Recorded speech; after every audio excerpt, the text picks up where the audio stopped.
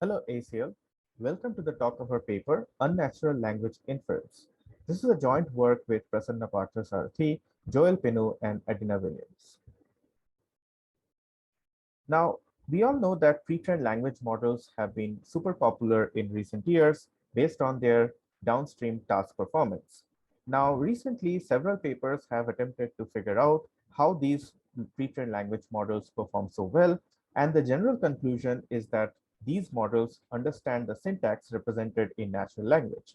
Some papers also claim that the BERT-based models recreate the classical NLP pipeline, such as they internally has a mechanism to perform pause tagging, parsing, named entity recognition, and so on. So the general consensus is that the language models tend to understand syntax, and that is how they perform well on the downstream tasks. Now, we can easily do a test of syntax. And one of the easiest tests of syntax is the order of words. Now, order of words convey important information. For example, given the two sentences, the person bit the cat and the cat bit the person, like if we change the order of the words, it could mean very different things. So if the models are genuinely learning syntax, then they should know something about the word order. But do they? In this paper, we test the syntax understanding of language models by using natural language inference as a proxy task. Now, natural language inference consists of giving two sentences to the model, and the model must predict whether the two sentences entail or contradict or is neither. Now, this task is important for understanding word order information in the language models because this task involves understanding the meaning of the sentences. Now, wait a second. How should a human-like natural language inference model that is sensitive to word order behave? That is, when we provide a word order permuted sentence pair to the model, we don't know how the model is expected to behave. In option one, the model can just perform natural language inference. That is, in a three-way natural language inference, if two sentences do not mean, do not have any relevance in meaning, then it is clearly a neutral label. So a model which is known, which has learned the intricacies of natural language inference might just assign it as neutral. Now, the model might be very uncertain when provided with the unnatural sentences because the model has never seen those sentences in the training. So the model could also just provide roughly equal probability mass to all the predictions. Now, spoiler, it is neither. State-of-the-art NLI models have been shown to be largely invariant to word order, and the models often accept permuted sentences. That is, they often assign the gold label to the permuted sentences.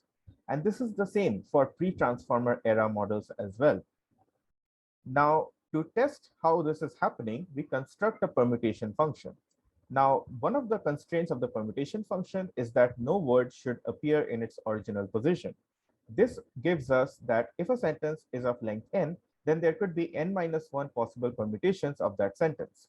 And we select 100 unique permutations for each sentence pair in the test set to test how the models are sensitive to word order. Now, given this test set, we provide this test set to the models. And in the experimental setup, we basically train several transformer and non-transformer based models. And all the models are fine-tuned on normal MNLI. And then they are evaluated on the permuted versions of MNLI, SNLI, and also out of domain ANLI. First, we want to ask how many examples have at least one permutation which is predicting the gold label.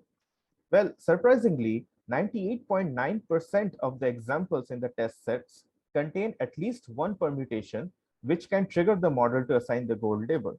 And this is very drastic number, and this number is also pretty high in case of out of domain such as ANLI for different transformer-based models.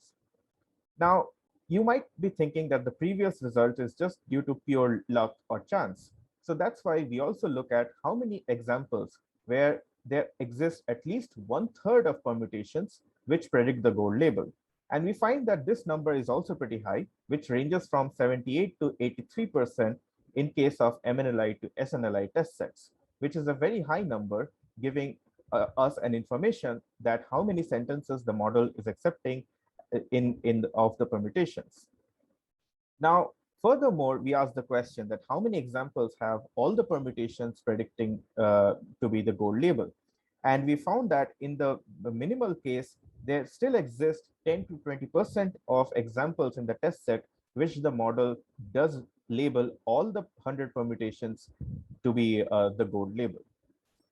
Now, another surprising thing is that we observed that for some examples, which the model initially got it wrong, there exists a permutation which receives the gold label.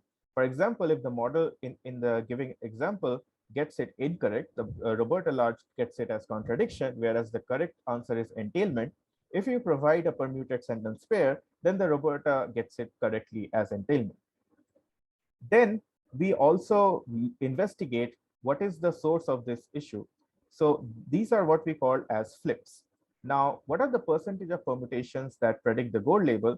We find out that 35 to 40% of permutations of these incorrectly predicted pairs are accepted by the model, which is pretty high, given that if the models were classic bag of words, then they would have 0% to be unaccepted because the initial pairs were incorrect.